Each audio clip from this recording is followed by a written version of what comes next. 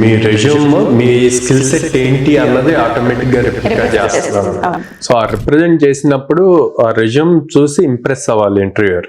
So అందుకని దాన్ని చాలా ప్రాపర్ గా ఫిల్ చేయాలి. అంటే రెగ్యులర్ గా జావా నేర్చుకున్నాము ఇట్లా కాకుండా ఇప్పుడు ట్రెండ్ మారుతుంది, టెక్నాలజీ మారుతుంది, చాలా ఫాస్ట్ గా చేంజెస్ అవుతున్నాయి సాఫ్ట్వేర్ లో.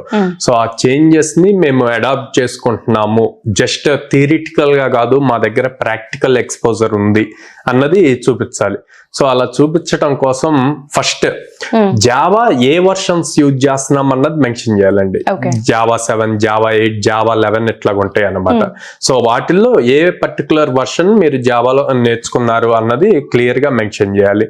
దానికి కంటిన్యూషన్ గా కాన్సెప్ట్స్ ఎలా యూజ్ చేసాము అన్నది ఇంపార్టెంట్. జనరల్ గా జావా యూజ్ చేసి ప్రాజెక్ట్ బిల్డ్ చేసాము అనే కన్నా కూడా collections, multi threading, exception handling ఇలాంటి కాన్సెప్ట్స్ ని ప్రాజెక్ట్ లో ఎలా యూజ్ చేసాం, అవి యూజ్ చేయటం వల్ల బెనిఫిట్స్ ఏమొచ్చాయి అన్నది క్లియర్ గా మెన్షన్ చేయగలగాలి.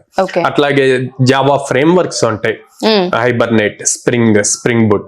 సో ఫ్రేమ్ వర్క్స్ అని చెప్పి హైబర్నేట్, స్ప్రింగ్ బూట్ అని చెప్పి రాస్తారు. అలా కాకుండా స్ప్రింగ్ బూట్ యూజ్ చేసి రెస్ట్ ఏపీఐస్ బిల్డ్ చేసాము.